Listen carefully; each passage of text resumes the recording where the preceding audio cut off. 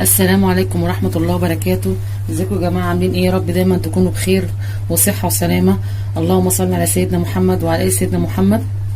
دلوقتي يا جماعة انا جايه لكم النهاردة عشان نعمل بقسماط بطريقة نظيفة وجميلة جدا باشكاله و يعني الوانه يعني ومناظره الجميلة. زي مثلا البقسماط اللي هو حلقات دوت. بصوا يا جماعه ما شاء الله عليه مورق ازاي ونضيف ومنفوش من جوه. بمقادير سهله وبسيطه جدا ومش محتاجه منك اي تكلفه. هو كل حكايه كيلو دقيق مع كوبايه زيت. انا طبعا مش هحرق طبعا مكونات. تعالوا معايا وانا اوريكم الطريقه هعملها ازاي. لو عجبتكم يا جماعه لو مش مشتركين في القناه يا ريت تنزلوا تشتركوا في القناه عشان يوصلكوا كل جديد. على اسرار المطبخ مع اروى. يلا بينا. السلام عليكم ورحمة الله وبركاته. ازيكم يا جماعة؟ عاملين ايه؟ يا رب دايما تكونوا بخير. جايت لكم تاني عشان اعمل لكم حاجة حلوة وفي نفس الوقت من مخبوزات بتبقى نظيفة بنشتريها من بره بس احنا ممكن نعملها في بيتنا وتطلع جميلة جدا وطعمها حلو ونظيفة. هعمل النهاردة البقسماط اللي هو بالسمسم وحبة البركة. دلوقتي انا هوريكم المقادير بتاعتها وانتوا ايه تشوفوها يعني يعني تبقى عاملة ازاي معاكم وهي كنوعية نظيفة جدا من الحاجات السهلة والبسيطة اللي بتعمل في البيت. دلوقتي هوريكم المقادير بتاعتي. انا هاخد كيلو دقيق اللي هو متعدد الاستخدام ماشي، وهاخد كوبايتين مية دافيين، واخد كوباية زيت، وهاخد معلقة ملح، وهاخد واحدة خميرة، و3 معالق سكر. لو عايز تقللي السكر شوية في ايديك انك انت لو مش حابة يكون مسكر شوية. وهاخد سنة ملح، وهاخد ايه اللي هو الاتنين طبعا زي ما قلت كده اللي هو السمسم وحبة البركة. دلوقتي انا هوريكم بقى هعمل ازاي. احط المية السائلة الاول. هجيب معايا كوباية المية الدافية مع السكر مع كيس الخميرة بتاعنا،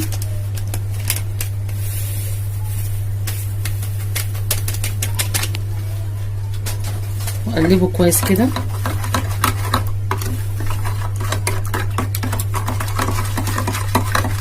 وهسيبهم يتفاعلوا شويه مع بعض لغايه لما اعجن العجينه بتاعتي.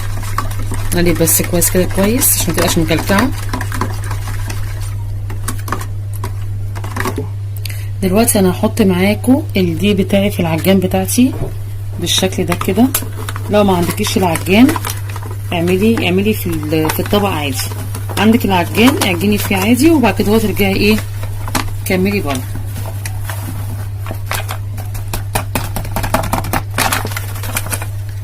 ماشي كده اهو. وهنزل معاه كوبايه الزيت بتاعتي بالشكل ده، وهبتدي اضربه في العجان. بسم الله.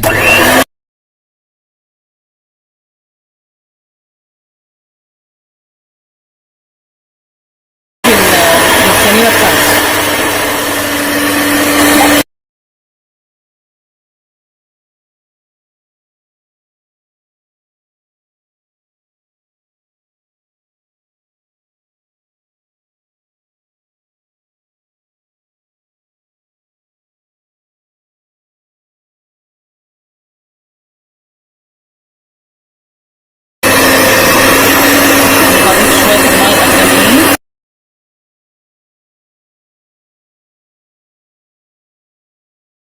يا جماعه لغايه لما يبقى السمك بتاعها بالشكل ده كده.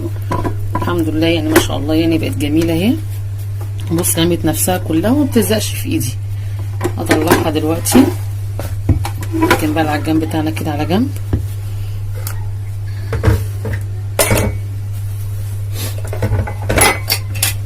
امسح المفرش بتاعي كده وابتدي انزلها المفرش كده. ما شاء الله عليها جميله اهي.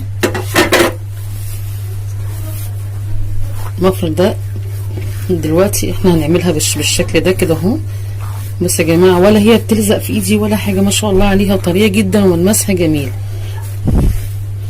بصوا عامله ازاي.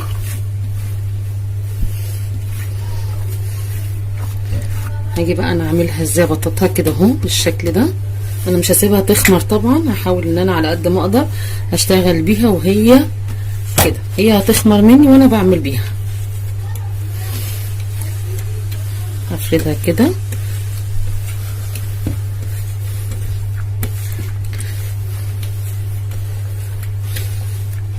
بالشكل ده.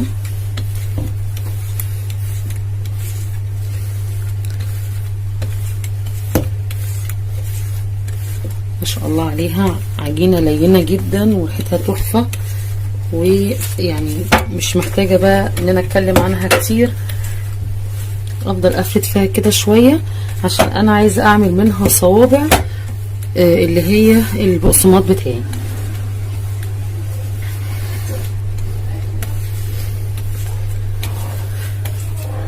بالشكل ده كده.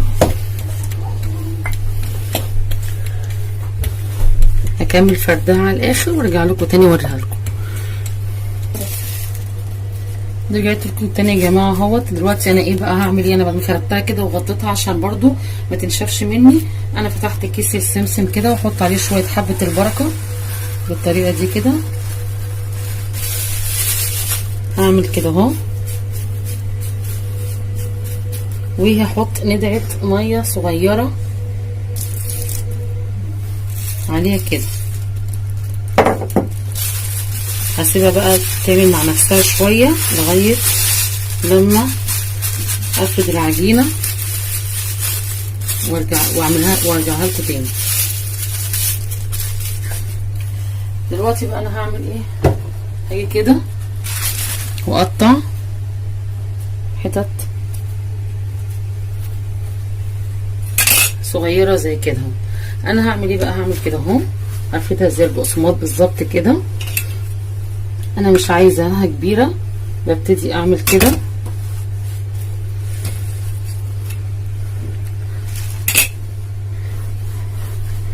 اعمله رفيع عشان عايزاه رفيع مش عايزاه تخين. هقسمه نصين ممكن. اعمل دي كده واجي هنا كده اروح عامله بالشكل ده كده.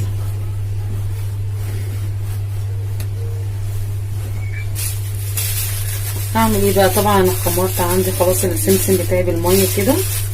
هاجي واروح فاتحاه بالشكل ده كده واحط السمسم بتاعي كده اهو، امشي عليه كده كده كده واحطها على الصينيه بتاعتي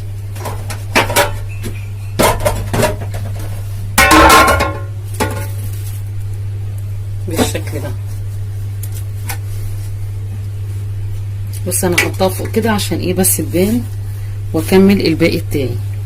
برضو هاجي اعمل كده، هعملها لكم رفيع واعمل لكم منه التخين عشان تشوفوه. برضو هبتدي اعمل كده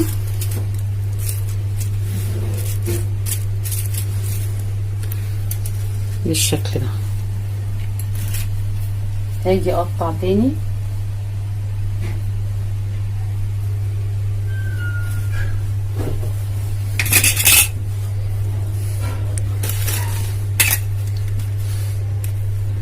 بالشكل ده كده معايا. اخد نصها ابتدي برضه افردها، وانا اللي في ده اظبطها كده او كده.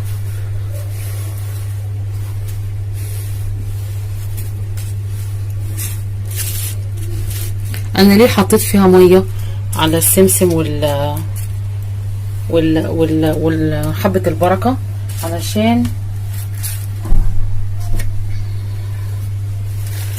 علشان يمسك معايا كده. ممكن اعمل منه طويل بس انا حابه اعمله صغير.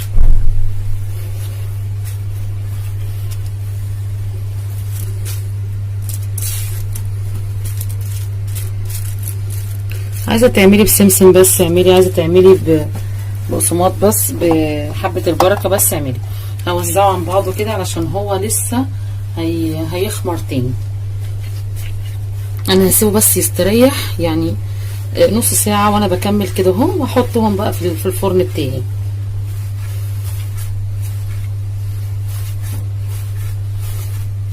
افرد كده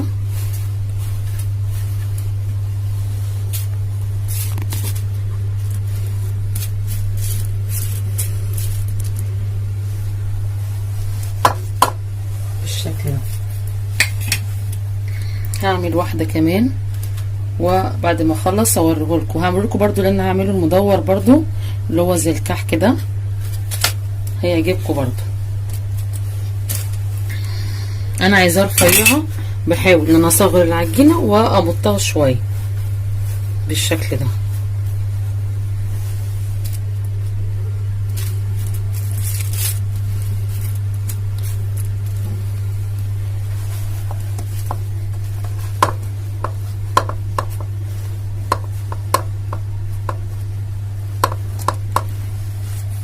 هخلص بقى العجينه بالشكل ده واوريها لكم في الاخر.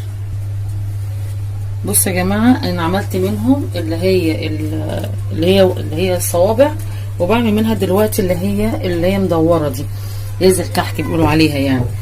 فاوريكم ازاي بعملها. بفرد كده حته العجينه بتاعتي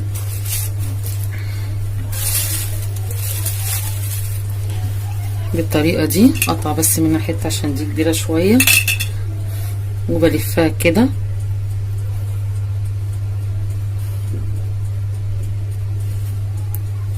واحطها في السمسم وحبه البركه، واحطها في الصينيه كده. اعمل واحده تانية واوريها لكم.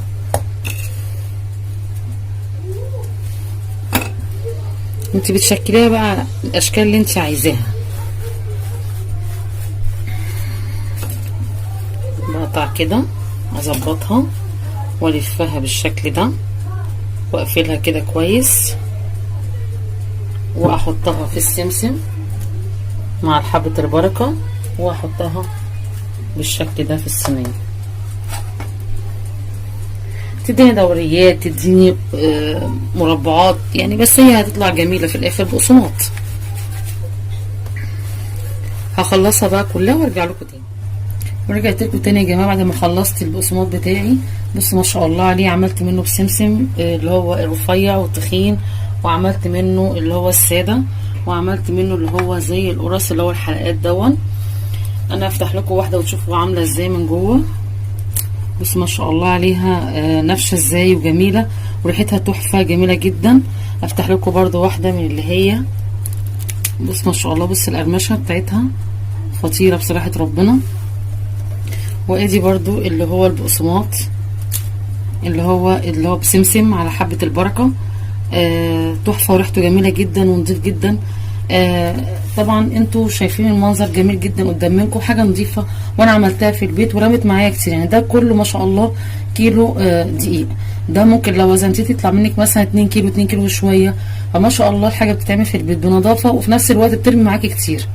دي حاجة تانية عاملاها بنظافة، شكلها نظيف، مسويها بطريقة كويسة، بالطريقة دي.